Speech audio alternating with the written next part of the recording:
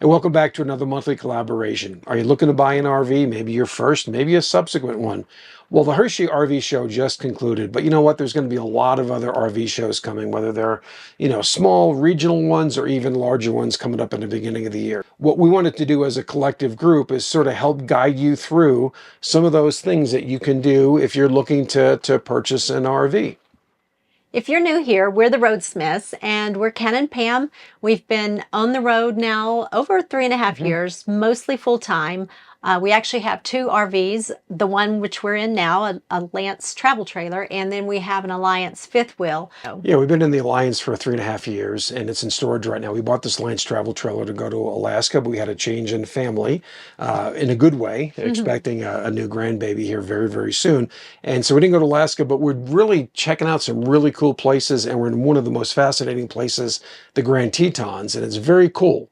And what I mean by cool is it's very cold outside right now. We had literally cool and rainy. Right, yeah, because that's why we're doing this video inside. We are joined by the group that we normally do this with, and that's Dustin and Leslie from Wayward Wags.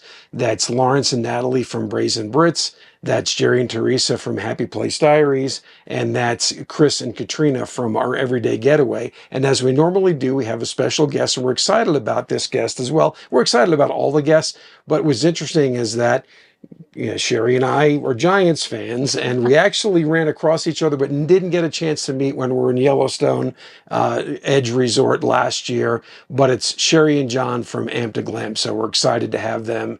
So after you watch our video, we would really love and encourage you to go watch their videos and get their perspectives and their advice on what they did in terms of purchasing their RVs.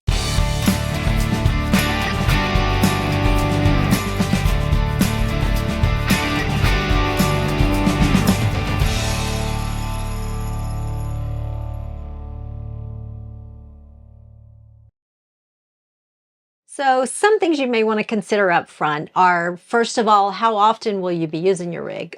Full-time, part-time, mostly time, or weekend warrior? Also consider, do you want something for long stays? Or are you going to be moving often? And consider comfort, and maybe a larger rig will be more comfortable for you, and versus a smaller rig that might be more nimble. Little more nimble. And get in and out of places. Yeah, and we see a lot of that here in the Tetons. We see a lot of people in vans, and that's good because they can get in and out of places really quickly. But comfort's a thing. So once you've considered all of the options and kind of figured out what you think your lifestyle might be like and your needs, you probably want to decide if you want a drivable or a towable type of rig. We're going to kind of walk you through some ideas and some suggestions, and hopefully help you to make a decision when making a purchase. Yeah, so let's start with the drivables. And in the drivables, you have really several classes: a Class A, a Class B, and a Class C. Each one of those classes, there's actually subtypes, in some cases, many types of different. So we're gonna help you cover those. So let's start with the Class A. So in the Class A's, and these are typically the buses that you see on the road, the RV buses, and they're going to either come in gas or diesel. So the gas ones are typically going to be less expensive to get into, and they're going to be less expensive to maintain. They're typically smaller in size. The diesel ones come either in a single axle in the back or a tag axle in the back, and these are going to have an air ride suspension. They're going to be larger, more comfortable, easier to drive. They typically will hold their value better than a gas version of a Class A, but then again, they're more expensive to get into initially, and they're also more expensive to maintain. I would think that from a long range perspective, that again, a diesel will probably hold up longer. We all know that diesel does that, but you have to consider the two choices and the budget. So Class B rigs are typically based on Sprinter type frames. Some have slides, some don't, and they also come in gas or diesel. So again, size is important with each one of those, and nimbleness is important.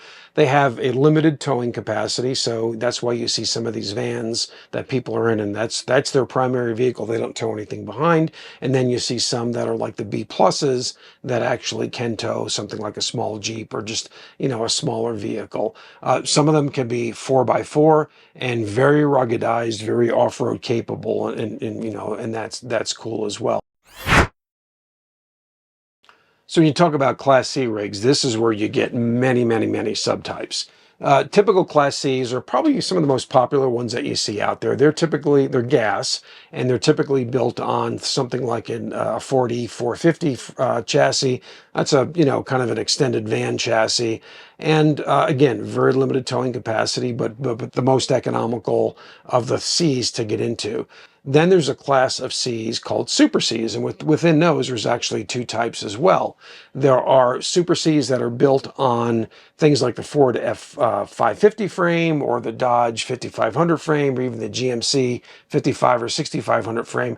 These can come in four-wheel drive as well. They have their diesel engines, and they will have much greater towing capacity than a gas C vehicle or RV. And then you've got the bad boys, as I call them, the big Super Cs. And these range from smaller ones that may be 38 feet up to 45 feet. And a lot of times you've seen these in the past. These are what, they tow race cars with, because it's a living area and then tremendous towing capacity. And depending upon what version of chassis that you get on a Freightliner frame, they can tow anywhere from 10,000 even up to 30,000 pounds. Now, Super Cs are very cool looking. They're harder to find pre-owned because there's, quite frankly, just not as many of those built. But they probably, I would say, in the RV community, maybe other than Airstream, they hold their value about the best because there's limited production of those. And again, they're very, very hard to find in a pre-owned manner. Then you have your towables. And again, this is probably the most predominant of RVs that are out there, specifically travel trailers, because you can get them from very small teardrop, travel trailers to, pretty decent sized ones, even, family sized bunkhouse models. And they tend to be the most popular. Fifth wheels are very, very popular for full timers because they offer a tremendous amount of space.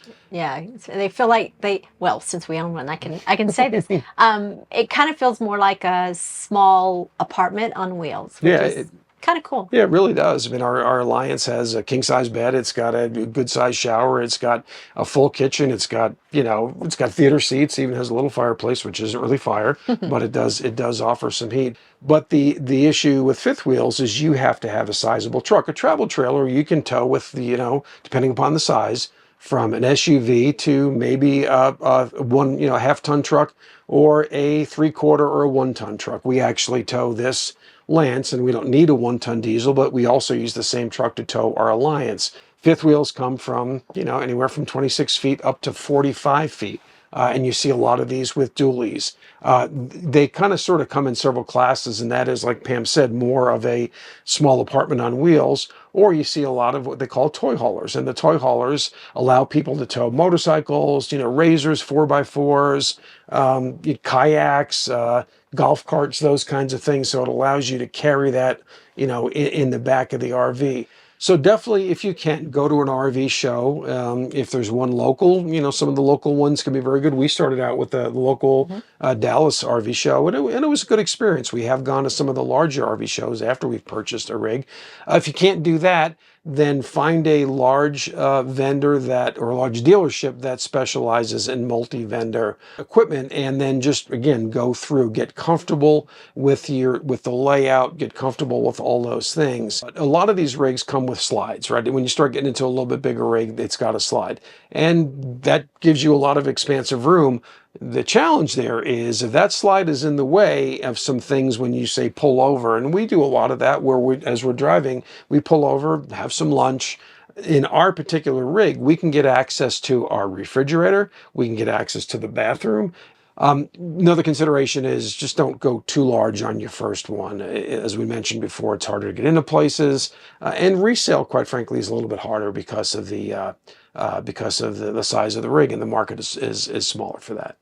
So let's talk about build quality, because this is one of those things that's very, very important. It's not something that you always see when you walk into an RV at an RV show or even at a dealer. And this is where you have to do the research. And as we mentioned, we did a lot of research. I mean, sometimes you notice these glamorous things and they look great. You walk in, it's like, it's really, really shiny, but you got to peel the onion back. And a good example of that is in the boating industry.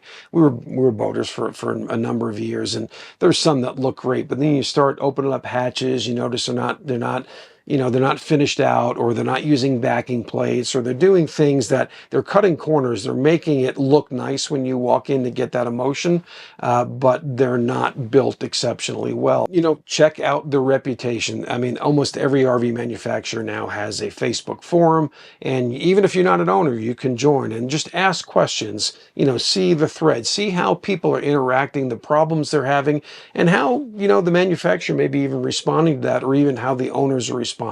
And owners are tremendously helpful in the RV space. You know, read reviews, go to a dealership where you may think about purchasing an RV, and talk to the service people, see how they are. Do they give you the time of day and whatnot? Yeah, I know we've talked to some people that it's been worth their time to buy from a dealer that's not so close to them.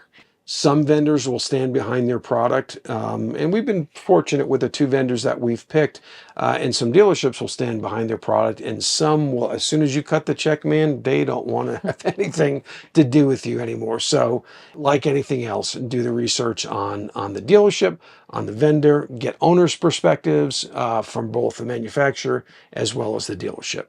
Now, we were fortunate, and I would say this is a piece of advice as well. Once you find a floor plan and a manufacturer you like, we like this. This one actually doesn't have any slides, so that we take that potential issue out of the equation. But we actually found a 2022 holdover in 2024, and because of that, we got a really good deal out of that. Deal. Yeah, because keep in mind, like car dealerships, they want to move units. And so if you find a floor plan that you like from a manufacturer that you like, look around the country a bit. Maybe they've got the previous model, you know, available to you. Or in this case, it was actually 2 years model difference. And, you know, not much has changed. Yeah, and the savings could be worth the cost of, you know, going states away in order to secure one. Yeah, absolutely. So don't be afraid to buy last year's model if the model year hasn't changed significantly. You usually end up with the warranty. Yeah, and we Right, bought it. We bought a is 2022 in 2024, and still got the full warranty that Lance offers with their travel trailers. Certainly, if you're going to buy a pre-owned RV, the #1 recommendation would be hire an inspector. Yeah. It'll absolutely be worth every penny you spend. Yeah, you don't want to, you know, there can be things that are hidden that you can't see, and even if you open up closets, drawers, whatever else, that you might not see, but an inspectors, they are trained to find the weak points of those things. Yeah, and if you need any names, we know some people. Don't fret over it too much. The experiences and the memories that Pam and I have had with the amount of travel that we've done, I mean, that can't be replaced. So, you know, for every moment that you spend negotiating and walk away from something, you know, because maybe you didn't get just the exact right deal that you felt was comfortable, you know, keep in mind people need to make money. RVing for us has been a tremendous experience, and again, the places that we've seen that we didn't even know about existed, and we went there, and then all these iconic places that we've been to. So do your research, don't fret over it. Thank you guys for watching. We hope you've enjoyed the video, and we've hopefully given you some ideas, some suggestions you may not have been aware of previously. Don't forget to go down and the list or links or whatever they're called are going to be down below. Don't forget to check out all of our other collaborators, and there's probably information they're going to give you that perhaps we forgot to. And if you have any questions about any of this information, contact us. Yeah, we'd love to you know, give you any information we may have experienced that we didn't cover here today. Yeah, absolutely. Thanks for watching. We'll see you in our next RoadSMITHS video. Stay safe, guys. As the wind blows through my window, I remember it all so well. Winter came so fast.